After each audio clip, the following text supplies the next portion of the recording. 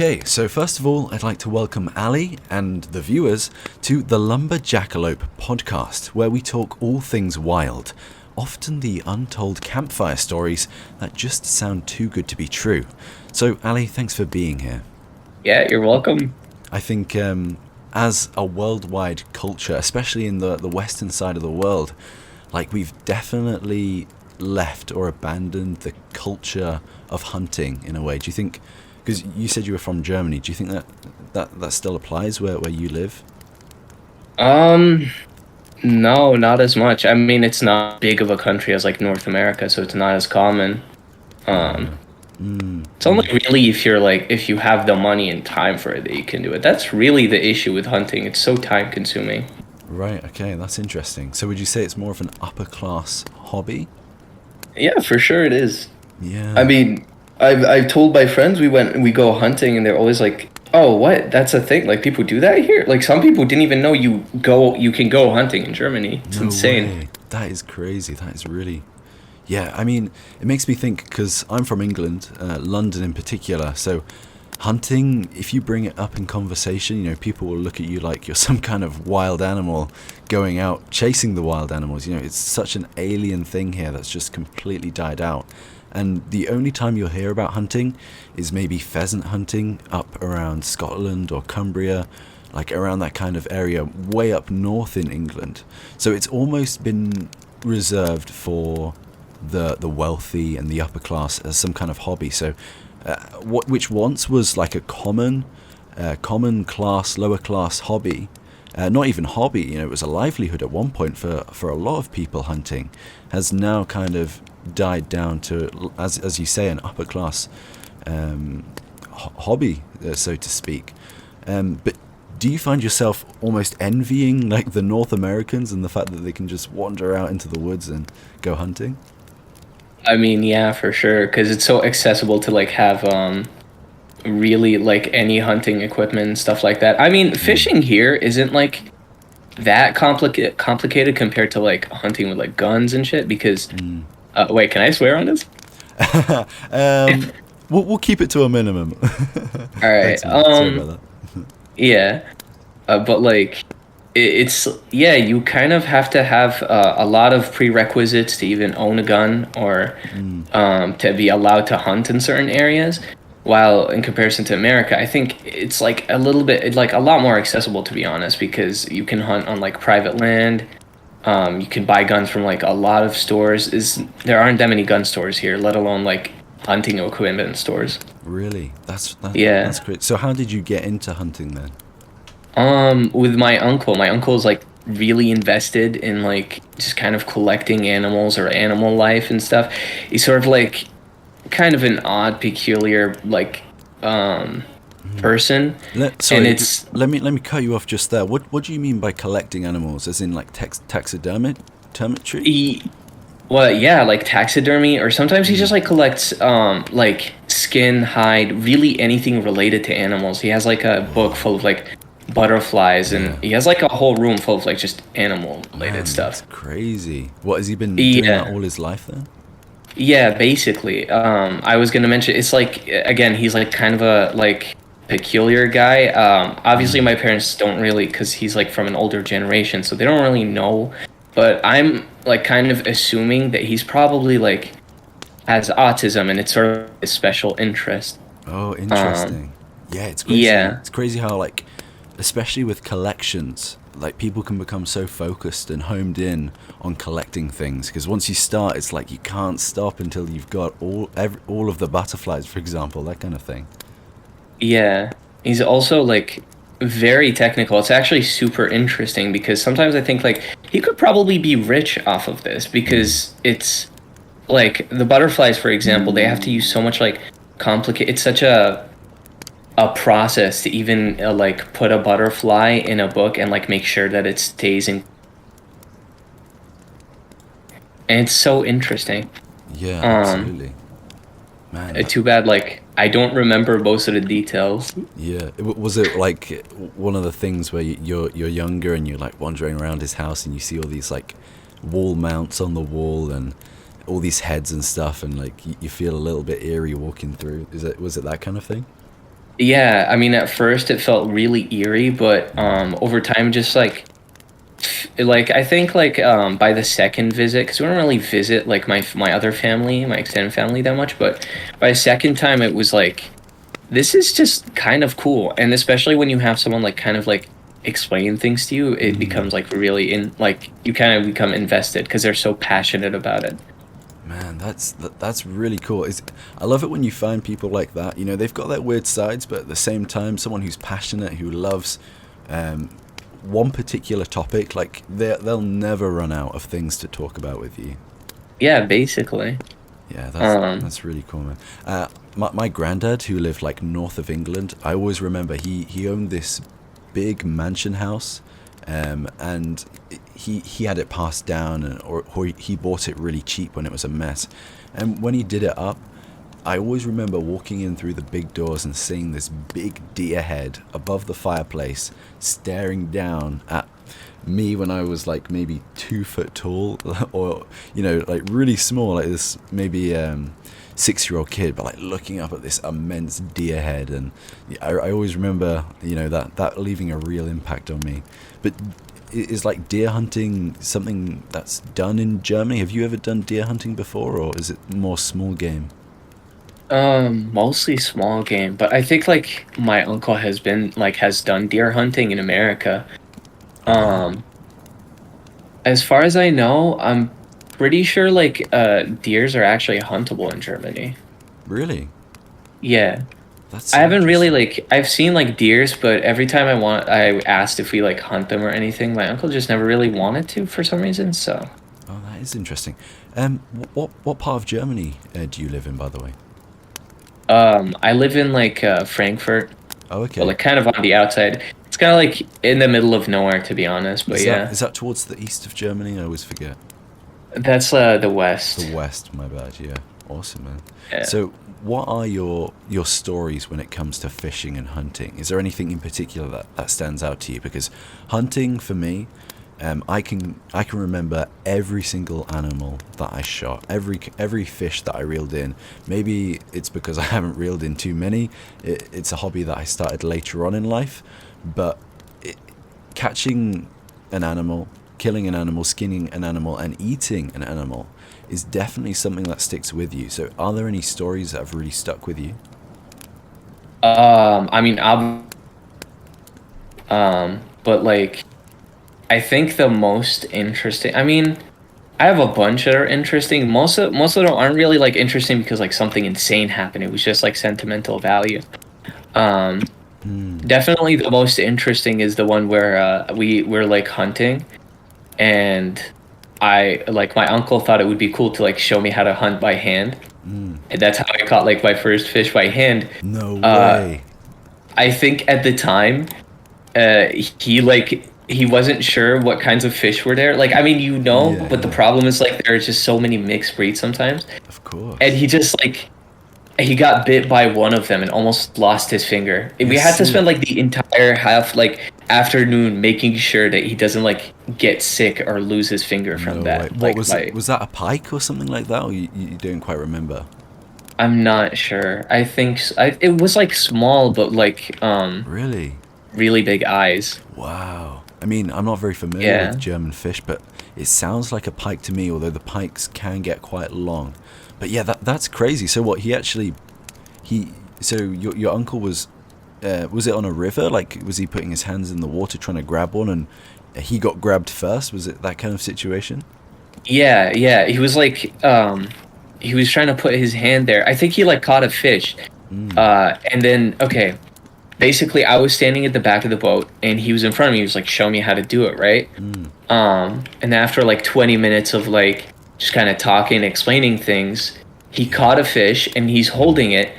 And I don't know why he has this habit of like putting out his like smaller finger for some reason. Really? And dude, like yeah, and I just hear him scream and I'm like, No. wait, what's going on? What's going on? Right? So I try to like help him and I just see his like small finger like covered in No blood. way. Oh my days. What was he trying to like mimic a worm with his little pinky finger or something? I don't know. No, he just like has that habit of like holding things with his like pinky finger out. Oh, bro, that is honestly scary. You know, like It is. these beasts like lurking deep in the darks of the water, like just coming right out. So what did you manage to patch his finger up in the end, or? I mean, yeah, we obviously had to like drive back. I think when we showed it to my like family, the funny part is like they thought that I had something to do with it. Oh my days! Wow. But You yeah, just got a little peckish on the fishing trip and trying to nibble your uncle's finger off. yeah. Oh man. I think like what's cool about it is like half of his fingernail nail is kind of like, I wouldn't say it's like missing, but it looks broken. Yeah. It's healed in a weird way. Yeah, exactly. Man. And I that's think crazy. that's like really cool. Man, Yeah. we're gonna have to have your uncle on this podcast, man. The Yeah. viewers are gonna be invested in this story. So the fish jumps up. He takes your uncle's pinky nearly off, but it hangs on by a thread, pretty much, right? So was that the end of the fishing trip? Did you guys manage to catch a fish on that trip beforehand, or? Basically, like while he was showing me, we were like hunting, and I caught one like right as he was explaining it to me. So he didn't even get to like finish explaining like how I could hold it or how I could deal with it.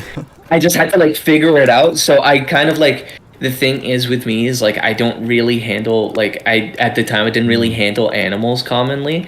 So I ended up just kind of like not knowing how to grip it because I'm scared of like hurting the animal, but it's like, wait, I'm gonna eat this shit. So I just like grabbed it as hard as I could, and then like it almost slipped from my hand. Oh man, the primal instincts Yeah. kick in. I think like it kicked me in the face, and then just like fell in the boat, and we got so lucky that it fell in the boat because like otherwise I would have lost it. Man. Um, Did you bring the but fish yeah. home in the end, or were you too busy on medical duty? well, yeah, obviously we like put it in like a box. Oh, you did. Nice. Awesome, man. Are you much of a chef yourself, or?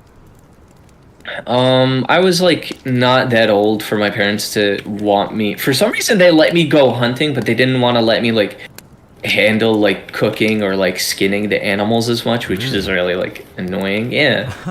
Man, they're probably like trying to. A lot of parents like these days think, oh, you know, we want to protect our little boy from all the gore and blood and stuff, but there you are pulling the trigger and reading the line in, you know. Yeah, I think mean, it's I don't awful. even think that was the reason. I think they just didn't want me to handle knives, which is really funny. Oh man. Yeah. Sadly, like that's also a little like sad part is that I never really get to like do anything crazy other than like handle a freaking like a gun. But for some reason, a knife is too much for them. Don't touch the knife. Here, Yeah. play with this gun instead. Man, that's crazy. Wow. What a story that is. That's brilliant. Like your uncle like must be playing like snooker or pool in some pub, and like someone notices his little pinky fingernail is like half healed, and it's like, how did that happen? And then, oh yeah, I was dragged down under the boat by a big fish, and yeah, you know, Yeah. quite literally It a was big like- fish story. Yeah. Yeah, it was like a massive whale. It almost killed me and my nephew. Man, that's crazy. But yeah, I mean, I've done a little bit of fishing in my time, but I think I'm more naturally drawn to hunting these days. A little bit about me for you and the viewers, really, because this is the first podcast. I've actually been a vegetarian all my life, funnily enough, until 2021, which is when I got into hunting and fishing, really. So, you know, this is a brand new hobby for me, but, you know, I've delved straight in. So even to this day, I still haven't eaten conventional supermarket meats like chicken or beef or lamb. Like I've never tried chicken or bacon in my life, you know. It's only been wild caught meat. I know, yeah. Crazy. Wait. I mean, with bacon, I mean that's understandable. I have like family who've never tried really? chicken. I mean, bacon, but like chicken is like one of the most common meats out there. I know, and it's the same reaction whoever I talk to, But like I was a hardcore vegetarian back in the day when like I was a very stubborn 8-year-old, and like I understood the correlation between, okay, this is a pig and this is ham, this is bacon. Like, why would I eat this beautiful creature? So I understood that from very early on, and I just refused to eat any meat. So yeah, that was crazy. But it wasn't until I started listening to a podcast by a famous hunter known as Remy Warren. I'm sure a few of the viewers out there have heard of him. He runs the Cutting the Distance podcast on Spotify and some other places, I think. But anyway, Remy Warren, I was listening to him when I was kind of at the peak of my vegetarianism, around 2020. And he was basically saying how he doesn't like to eat supermarket meat, and he doesn't like the co-op burgers. He doesn't like the supermarket burgers. He doesn't like the supermarket chicken, purely because his job is a hunter. He's out in the mountains. He's out in the fields pretty much, I think he said 300 days of the year. So he's always out there. He's always hunting. He's always taking people on hunts, and he's always eating wild meat. So whenever he eats this supermarket meat, he can immediately tell the difference in the quality, immediately tell the difference in the ethical side of things. Like, it doesn't feel like it's deserved meat that he's eating. And that was the point that struck with me. I felt like if I were to eat supermarket meat, I wouldn't feel like I've earned the meat. I feel like in this day and age, meat has become more of a product than what once was an animal. And people don't like to think of meat as being an animal product or once being a live animal. And that really resonated with me. Yeah, that actually like makes so much sense. I mean, I've always like, I think it's such like, now that I think about it, it is like genuinely so much more valuable, because it's like with factory meat, like it's kind of damaging to like pretty much everyone involved in the process, not only just the animals but the factory workers, and even when I like go in the store and I think about like factory meat, it like just doesn't really make me want to eat it in comparison to like the meat that me and my uncle hunted. Yeah, for sure. For sure. Yeah. And as well, like there's so many downsides to all this factory farming hunting, and not factory farming meat as well, because it's like, these animals are bred to be eaten, and so they're pumped with chemicals to make them larger, to give the profit margin, make the profit margin larger as well. So it's a very commercial thing. But when you're out hunting or fishing and you catch like maybe a big fat pigeon that you've been waiting to perch for maybe 3 or 4 hours, that meat is not going to go to waste. You've worked hard for this, and you feel that you've earned this meat. You know what I mean? Yeah, I mean, like the one time, what's it called? The reason why me and my uncles go, like me and my family, I mean, sorry, we like hunt so often with my uncle is because like the meat is just tastes actually better, and they recognize that it's healthier for us. I mean, for sure. Yeah, absolutely. Because these guys have been running about in the fields, they've been jumping tree to tree, they've been escaping predators their whole life. So their muscles, dude, they're insane. They're packed with so much nutrients and so much protein because of the amount of exercise and work that they've been doing.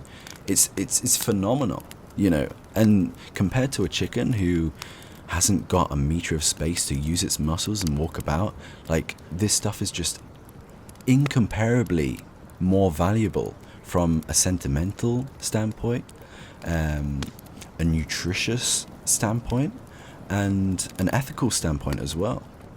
Yeah. Honestly, I think like hunting. To be honest, the problem with hunting is that it's not really easy to just kind of allow everyone to do, because also like overhunting is like very common in a lot of places. I mean, it shouldn't be a thing, I personally think, like at all ever. Absolutely. So, yeah, and this is where the problem arises. People in this day and age like things fast. They don't want to be, that you don't want to be sitting out in the woods just to get your breakfast before the day starts. You can't blame people for having supermarket meat. You can't blame people for going to fast food restaurants to get food because they've had a long day of work, and meat is something all humans crave. So the very essence of the food that is all around us is convenience. And because of the Industrial Revolution, things move faster. We have cars, we have factories, and so we are spending our time working jobs so that we can buy nice cars, nice houses, look after ourselves, instead of spending all our time out looking for animals, looking for clothing, for structure, keeping ourselves warm. So we've definitely adapted and changed from the way we used to be, and that's definitely a big reason why, or probably the main reason why, everyone eats this kind of meat these days. And to be honest, they're not to blame. But do you think it's in Germany specifically? Is it common for people to look at wild meat and kind of have a weird feeling around it? Because when I tell people, oh, I've hunted a squirrel, they'll look at me in a really weird way, like I've told them that I just ate a rat raw or something like that. Is that the kind of feeling you guys have? The feeling that I've experienced is more of like people get kind of like condemn me, like they think that I did something wrong, which isn't like common. I mean, a lot of people. It's also understandable, but a lot of I remember this one girl always got really kind of. She didn't get angry at me or anything, but she did feel like it was something wrong that I did, because it was it was an innocent animal that you probably took away from its family, which I guess is kind of understandable. But that is kind of also a normal thing to do. It's not like if it wasn't me, it would have been someone else. I don't really see it as I don't really think it's such an unnatural, terrible thing that I've done, but. No. It is I mean, if we could just live off of not killing or harming anything, including plants, I mean, that probably would be the best, but yeah. Do you think we humanize animals? I think, honestly, I think we humanize animals more than plants, because they both kind of yeah, probably because they react and make noise when you hurt them. Yeah, absolutely. And I'm of the same viewpoint as you, really, because if it's not me that's gonna kill these wild animals, it's gonna be something or someone else. These grey squirrels that are in the UK, which shouldn't be in the UK, they're an invasive species and they're killing off our red squirrels. But these grey squirrels, either they are going to be shot by me, or they're going to get swooped up by a hungry hawk or a fox. I don't know if badgers eat squirrels. I don't think so. But they're going to end up being ripped apart somewhere or another, unless they live an old death. But the time you reach an old life as a squirrel, the squirrel's not going to be there in his rocking chair saying his goodbyes to his family. He's just going to be more slow and more vulnerable to prey. So one way or another, wild animals are going to get ripped apart. So, if anything, shooting is more of a kindness, in a sense, Yeah, I mean, I think that is also something that people don't really think about as much, because I remember once I went hunting with my uncle, and he shot a deer, but the problem is that he didn't exactly shoot it. He shot it in sort of the back of its legs, so it couldn't run away, but it still struggled and it tried to run away. And I think that is kind of the sad part of hunting, is that sometimes is you kind of get to firsthand experience the animal struggling. Yeah. But the good part about it is that if you know what you're doing, you can just end it pretty quickly, or you could just kill it instantly without it ever feeling a thing or hurting it. Yeah, for sure, man. And I think it's something that if you've hunted long enough, you're gonna know that eventually you're going to miss one of your shots, or one of your shots is going to be an inch off the vitals. And like you say, it's a really sad part of hunting. But as long as you can get that follow-up shot, then that's the best way forward. But what's a real tragedy is if you hit the animal and it escapes, and then it leads a long suffering, because although they are animals at the end of the day, it's never a nice thing whatsoever to see an animal suffer. I think, and this is something I mentioned before, like being out in America. I've never been to America, but I completely envy the place, not for every aspect, but especially for hunting. Being able to pick up your rifle, your bow, and head out into the wild and camp there and use your tag up. That just seems like the dream.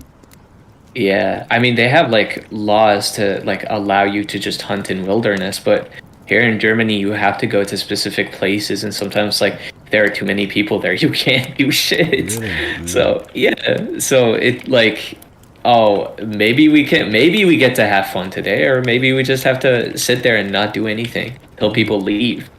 Man, so what animals have you actually hunted?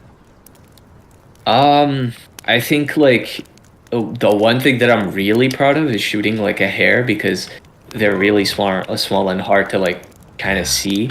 But it's mostly like a lucky shot, to be honest. Oh, really? I've had one of them. What happened? Was it kind of like through the bushes kind of thing, or really far away, or? It was like my uncle was like he was basically like pointing and telling me exactly where it was. I couldn't even see it the entire time. I was just sitting there like, I don't even know what he's talking about. Let me just pull the trigger, and then I just like pull it and I kill it. Hey, man, your uncle is, wow, man. Bear Grylls is scared in the corner with your uncle around. Man. Yeah. That's crazy. And you guys cooked it up? Yeah. Everything like every time I visit my uncle, it's usually just for food, to be honest. Yeah. We just really love the food that he hunts. Nice. Also because he's a good cook. Oh, absolutely.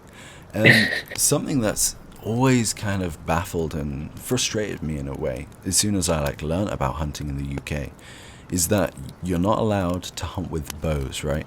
Bow hunting is the only place in Europe you're not allowed to engage in the UK, which is kind of stupid, really, because I do a bit of slingshot hunting, which is quite challenging and very enjoyable, actually, because it definitely puts you level with the squirrels. It's all about strategy. Can you get to the right angles without them seeing you and scuttling off the tree, that kind of thing. But anyway, bow hunting is something I'd love to do, and I know they do it in Germany, but is that something you've ever heard of, or is that something quite common, or you've even done yourself?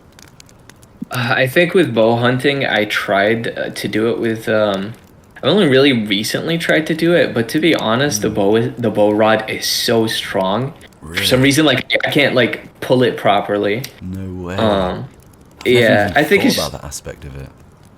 Yeah, I think it's just because I'm not really used to it. I've like every time I even like have like a VR headset. Every time I try to use bows, it never works out. So Nice. I think it's just not for me, to be honest.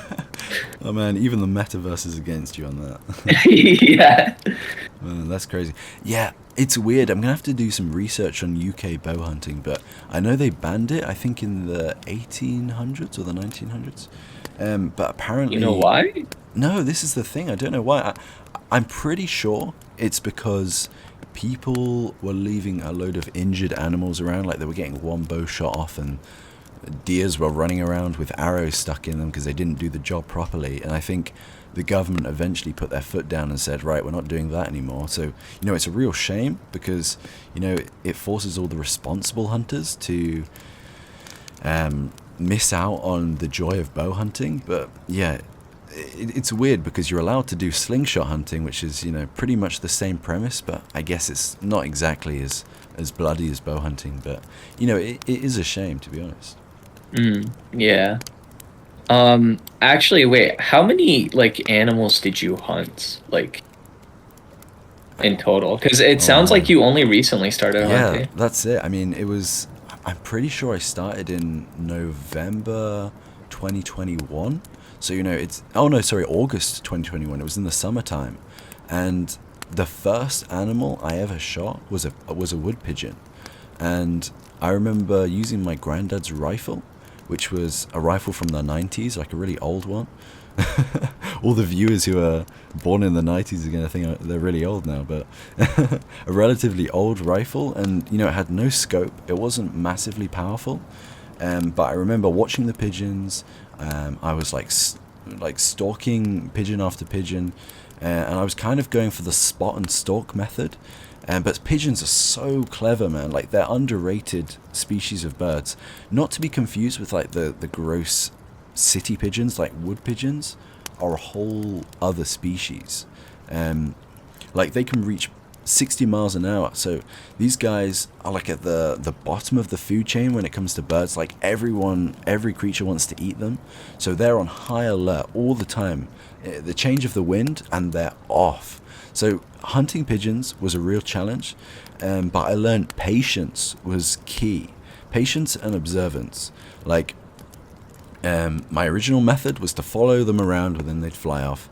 But eventually, I thought to myself, well, let me watch their flight patterns, see which trees they're landing in, and then set up some kind of shelter to try and snipe one as soon as it lands. And that's what I did.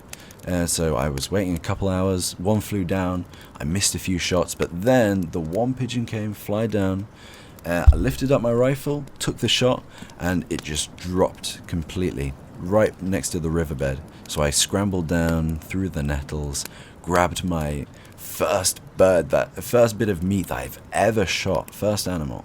And my hand was kind of shaking at the time because I've never experienced anything like this before. So it was such a surreal experience, man. But holding that bird that I'd worked so hard for over the past few days was, I can't even explain the feeling. But that was my first bird. Yeah, was that like the first meat you ate too? Yeah, wood pigeon, the first meat I ever ate. I tell you something funny though. I didn't tell my parents that I went off wood pigeon hunting or hunting whatsoever. So they'd raised this boy who was a devout, almost pioneer of vegetarianism. And one day they see him turn up at the back door of my granddad's house holding this dead pigeon. And you can imagine the look on their faces, the confusion. Like, they must have been thinking, who gave you this pigeon? And then, Yeah. and then I was like, Would've been right. like, Yeah. did you find that? Are you trying to help it? Oh man, I know that exactly. That's what it was like. And so they were baffled, like completely confused, and their emotions were running high. But because I'd made my mind up a few days ago that I was going to hunt a pigeon, that's what I did. And I got my pigeon, and I was just like, right, now time to gut it. And then they were like looking at me like, who is this person? So yeah, I gutted it, and then I cooked it, I roasted it. And my aunties and uncle were super proud of me. Like, oh, you finally did it, because they ate a lot of wild meat when they lived over in France. But I cooked it up, and then when we were all sitting around the big dining table in the evening, there I was with this massive pigeon with the legs still attached to it. And I was sitting there, like, cutting it and eating the meat, and everyone was kind of like looking at me through the corner of their eyes, like, what is going on? But yeah, so that was my first experience with meat. So yeah, that was crazy. Yeah. I mean, wait, did you like what did it like feel like to Oh eat man, that like it's the weirdest thing because the pigeon, from what I've learned, well, this is what's really funny. It's interesting how you said, what did it feel like, rather than like, what did it taste like, and that, because often people will say, oh, what did it taste like? But obviously, because it was the first time I tried meat, I can't compare it to anything else. It's like its own thing. Like, so when I was eating that meat, it kind of felt like, this is going to sound really weird, but that day, before I hunted the pigeon, it landed in the tree. The pigeon was singing, doing its cooing, and then I shot it. And so I was thinking, wow, this bird was out flying about at 60 miles an hour, whatever, like 8 hours ago, and now it's on my plate. And at that moment, like, that's where the switch flicked in my brain. Like, this is what I want to do. You know, seeing the process from wild, free roaming birds to on my plate was such a satisfying feeling. And while I was eating the meat, it was weird, definitely. And I think my brain was too immersed in the whole experience to truly appreciate the flavor. But it was definitely a great experience overall. That is like interesting because I think when I because I've ate like hunted meat, not often. It's not really something that you can eat like every day. You know, it's expensive. But Yeah. I remember like I went to like my friend's restaurant and he like told me about it, and I think like and I tried like deer for the first time in my life, and I thought like. I mean, the thing is about like eating different animals that you've never ate before is that it like the taste is kind of usually underwhelming. People talk about like bacon like it's the best thing ever, but You think it's overrated? it's very overrated. I also just get sick from eating it very often. Whoa. That's why I asked, because it was like, Yeah. did you get like a reaction from that? No. Because I do, but the like, I mean, when it's hunted, I don't really get as bad of a reaction at all, and It's crazy. it's Whoa. yeah, it like I think what I was genuinely worried about once when I like first hunted was feeling like the guilt of maybe I like feeling the fault of like robbing this animal of its life, because it was like it could have lived for longer. Sure, I like would have ended its life now, but like it could have lived after that. Yeah. But I think like when I actually got into the process, it became a lot more like sort of like this is just natural. Like this is like I don't know what it is, but like it removed the guilt completely. It feels right. Yeah, it feels correct. Like Yeah. it doesn't feel like I'm robbing anyone of anything. Like not even the animal of its life. It feels like this is kind of just how it was meant to be, and not even in like a weird way. Yeah, it's such a weird feeling, and it's like you can't describe it to a non-hunter, because to a non-hunter, you know, it kind of seems like Disney character murder, you know, going out and killing a deer. I feel like I'm a psychopath saying this, honestly. No, I completely understand, and I think all the viewers who are avid hunters will completely relate to that. And there's something so personal about hunting an animal, and it's almost like that animal belongs to you as soon as you hunt it. And Yeah. although it was like some separate entity living its own life, as soon as you pull that trigger, that's your responsibility now. It's your meat. You have to look after the meat. You've got to make sure you don't spoil the bird or the animal or wherever you're hunting. And you have to make sure that you do it justice on the dinner table. You know, and Exactly. it's such a almost sacred thing, really. Like, this is really, really special. Like, I have to look after this. So it's just incomparable compared to other meat that you eat. But yeah, man, it's crazy. Yeah, I mean, like, my uncle is like the one thing that he does not like is when he misses his shots, and like, they're not like fatal, or he takes too long to kill the animal. Yeah. It like it's so kind of heartbreaking sometimes. Like I don't know what it is, because I think like whenever we go in groups and it's not just me and him, people don't really pick up on that, but I kind of pick up on like the fact that he feels like genuine guilt when he takes too long when to kill an animal, or when like he loses something, or like he spoils it. Yeah, like I can see it, I can notice it, and it's kind of like really interesting because I never really like gave it that much thought until like now we're having a conversation about it. Absolutely. Yeah, it's so thought-provoking. And I think the kind of hunters who make sure that their shot will kill the animal and any other shot is not acceptable, those are the best kind of hunters, you know. Yeah. And sometimes mistakes are made, and sometimes the animal is hurt, as we mentioned before, but you know, the fact that he has those emotions and he feels that bad just shows that he's a good kind of person, a good kind of hunter, and the kind of hunter you wanna be around. Because a lot of people I've seen it on YouTube. A lot of people will hunt for sport. They'll hunt for, on the other hand, they'll hunt for the meat and don't care about the life, or they'll just do it for the views. And Yeah, exactly. that's not the way to be. You know. I find it kind of like more than vain. Honestly, I find it like sociopathic. It's just yeah. The fact that these I people have mean, become desensitized to it, it's just beyond me. yeah, the fact that like they'll like this this like yeah, this a sacred thing that so many people put so much effort into, that like you're just sitting here and you care more about like the attention span of little toddlers on the internet instead of it is like so. I don't know. I feel like disrespected too. Like when I see these videos, I honestly never like. I honestly think that's probably one of the reasons why my uncle stays away from the internet. Wow. Yeah, I respect it, man. Social media these days, crazy. I've had to come off like Instagram and that kind of thing because it can just eat away at your time, man. It's crazy. Yeah. Shout out my uncle. Honestly, like a role model, because I also like kind of want to get off social media because of that, and because like he kind of put me on like how bad social media is. Yeah. First. Yeah, honestly. Well, this is it. You know, I was on Instagram every day. I was posting stories, putting posts up every now and again.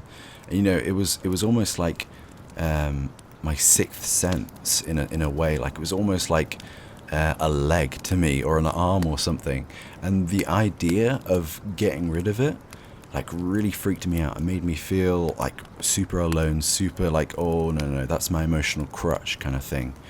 But the fact that that was my thought process was what ultimately led me to get rid of it, because I was thinking, Eli, you can't be dependent on social media. You can't be this connected to it, because at the end of the day, it's just an app on your phone. So that was what really got me thinking about it and made me ultimately get rid of it. But it always finds a way. I sometimes catch myself scrolling through YouTube Shorts, but you know, that's the world we live in, isn't it? You can't escape from that constant media. Yeah, I mean they like specifically do it to make sure that you stay on it. Crazy. There was that really interesting documentary. I forget the name of it. But it was all about how phones are designed to captivate you and to hold you, you know? Yeah. I've watched like a documentary. Well, not a documentary. I watched like a video of someone talking about sort of like how modern companies kind of abuse the internet now. And it was this person telling the story of how he saw a little kid on an iPad. And this little kid that didn't even understand how to speak, didn't even understand how to like do anything really, just kind of like used, like it was so deeply invested in whatever was going on its iPad. That like the only thing it knew how to do, this child, you know, most children, they like learn how to walk, they learn how to play with toys. This child, the only thing they knew how to do was tap on their tablet, and when that didn't work, and like something came up in front of like their YouTube video, like they would have such a visceral reaction. They would try to find a way to think that like, try to like look behind the iPad, try to like pull the thing away. And it made me realize like these kids think that like whatever insane things they see on the internet are real. Oh my God. And it's gonna mess these kids up as they grow up. Yeah, it's like at that point, it's like not only do you think that whatever is on your internet is real, but like this is the first thing you learned to do. You like learned how to say, like I've heard like people like, I know this is like a meme story, but it's so like terrifying to hear. Someone would say like their toddler didn't know how to speak yet, but like when they said goodnight to them, they said like and subscribe because they thought it meant goodbye. And it's so scary. What? Dude, that is awful. Good night, Tilly. Yeah. Good night, Mom. Like and subscribe. No, that's so bad. And honestly, man, this is something I'm genuinely really worried about. And man, the fact that these iPads are acting like this child's parents, like consuming all their attention. It shuts the child up, right? That's why people do it, because, give them the iPad and they'll be quiet. But it's doing so much damage to their brains psychologically, and so much more as well. Like, these kids, it's just the height of unhealthiness. Yeah, it really is. I mean, that's probably also like what's really interesting to me is that like I don't, the internet makes it so accessible to kind of get into these like healthy, like not healthy, but sort of like reject the modern internet sphere, like not want to like like recognize that, hey, the internet is a problem and you want to push it away and not deal with it. But like, yeah, you see a lot of people kind of want to like you, for example, you pick up on like hunting and kind of like have that like hobby that pushes you away from the internet. Yeah. But a lot of people want that but never really engage with it. And I find it like really interesting. Like, I know a lot of my friends, they know the internet is bad for them, but they don't really like ever look for anything. And sometimes it's really hard to find anything that would like push you away from it. Oh man. The crazy, you see a lot of topics on dopamine and that kind of thing, how dopamine has been warped basically, and we're getting highs from things our body doesn't actually want. Like, scrolling on social media, for example, every single post we get a tiny little burst of dopamine, and that's what's holding people there. And deep down they know, I'd rather be out walking in the woods today, I'd rather be out fishing or hunting, but it's got them in this headlock almost. Yeah, I don't really think that it's because they'd rather do these things. It's just because they don't recognize, like, in the moment, you don't recognize that, like, these actions are so much better to you because this thing is, like, so stimulating and so much better, right? But, like, people don't realize, like, your body celebrates these sort of meditative hobbies where you just sit there and, like, honestly, really just think about, like, the world around you. Yeah, that's such a nice way to put it, honestly. Yeah. Yeah, man. It's crazy. It's crazy, this world that all these kids are growing up in. And, you and I were probably like the last generation to not have grown up on these kinds of products. And you just think, what's this next future generation going to be like? Yeah, I mean, honestly, I personally, I would never raise my kids with the internet. I mean, my goodness. maybe like maybe some access like for Wikipedia and stuff like that, but like YouTube would probably be really bad. But it's got a very dark side as well from a psychological standpoint, and it's a very fine line between that dark side and the helpful side, and you can find yourself on the dark side super fast.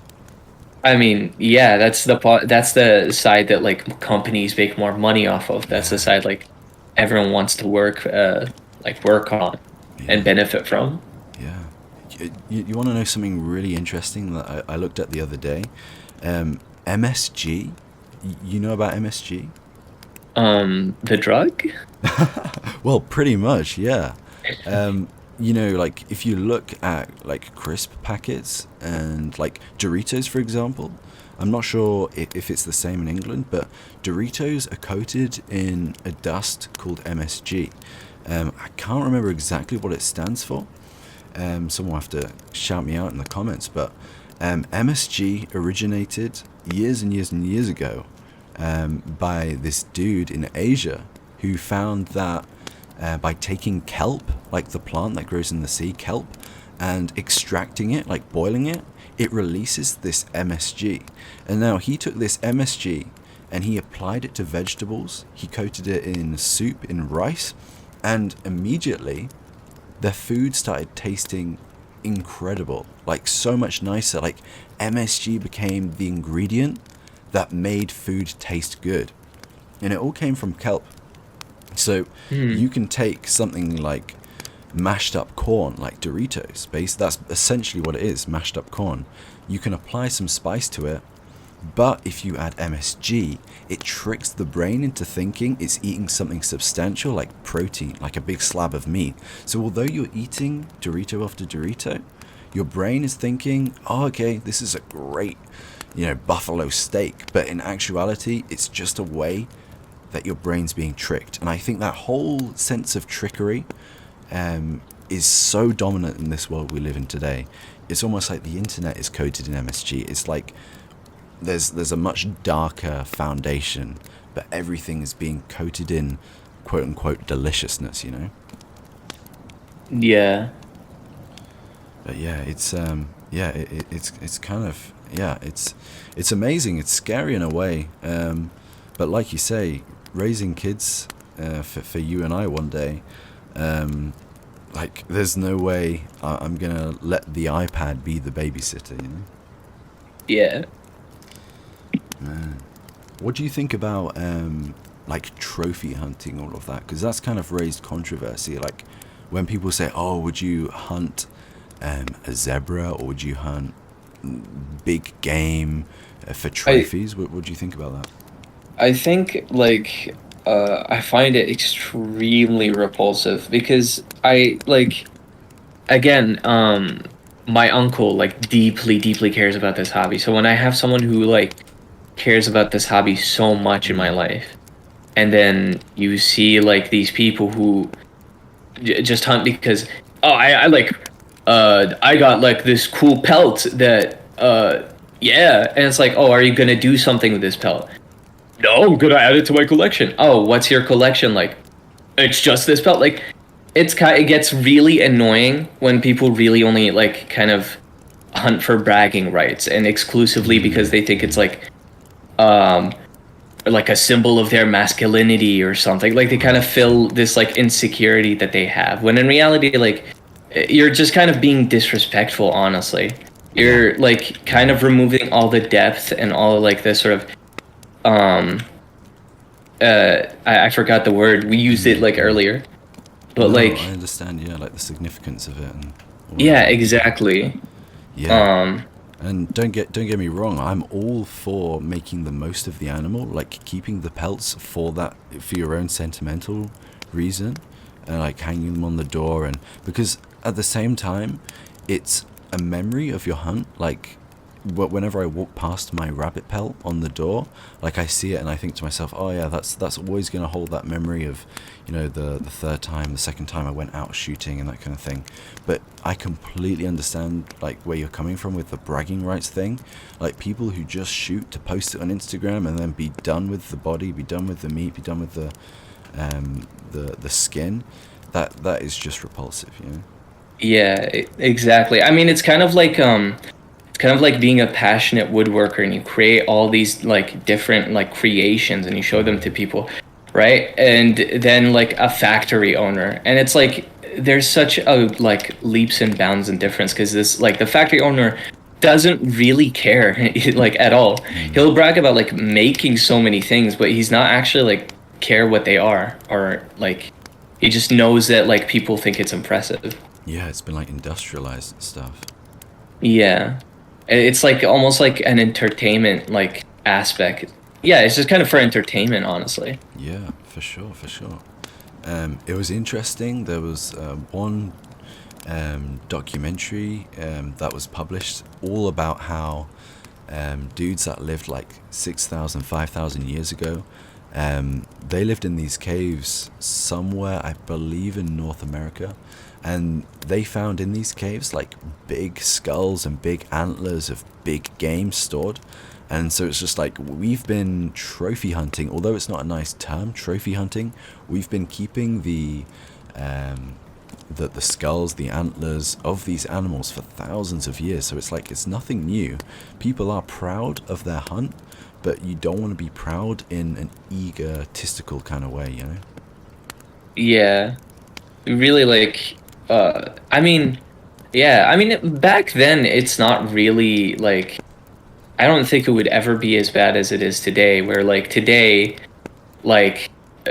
people legitimately do it for entertainment. They just do it because they want to tell a story about how they killed an endangered species, and that's it. Well, back then it's like it was a genuine accomplishment. The more like the better you are as a hunter, the more important you are to literally everyone around you.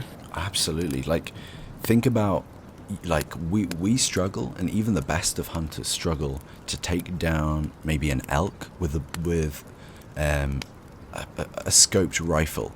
Like, when they take down an elk with a scoped rifle, like a 2.2, then that's considered impressive. But these guys, like 5,000 years ago, they didn't have rifles. They didn't even dream of scopes. They had bows and arrows and spears and stuff. So, like you say, it's way more impressive if they managed to take down an elk. And I reckon there'd be a deeper sense of satisfaction as well.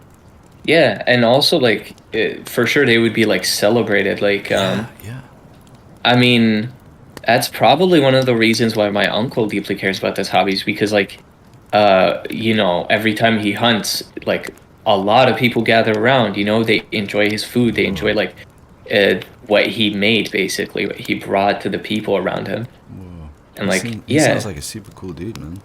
Yeah, he is. He's like my role model. Man, is there any way he'd want to join the podcast, or is he like far away from the internet at this point? Yeah, I don't think he'd even like. I don't think I would even like know how to like teach him how to use Discord. But he doesn't speak English, which is the main Okay. problem. Yeah. Well, it's nice that we can hear his campfire stories through you. Yeah.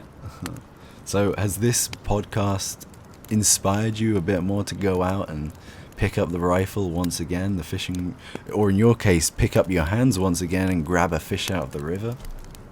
Yeah, definitely. Awesome. I mean, this is definitely like interesting to tell my this would be like really good for people who do like care about hunting to hear like other people who also care about hunting so much, you know? Yeah, that's really cool. Yeah. Yeah, I really do hope it serves as an inspiration for people and an eye-opener for people, you know, because living in London, as I say, it's almost frowned upon to go hunting, and so having something like this as a bit of an eye-opener is really, really cool. So thank you for joining me on the Lumber Jackalope podcast, you know, dragging you in to be on episode 1. I hope this podcast will kick off and gain some attention, and so that people can hear your wise words, my friend. Yeah, and best of luck for you too. I mean, this definitely sounds like a good podcast, to be honest. Awesome, man. Thank you for having me. It is a pleasure, Ali. Thank you for being here. And maybe on like episode 100 or 101, we'll have you back and we'll share some more stories. Who knows? Yeah, maybe I'll have like an actually cool story this time, like a you better get hunting until then. Yeah. I want to hear a full-on, you know, you wrestled a grizzly bear to death with your bare hands story. Oh yeah, I'll catch Sasquatch. Don't worry. Nice, man. Nice.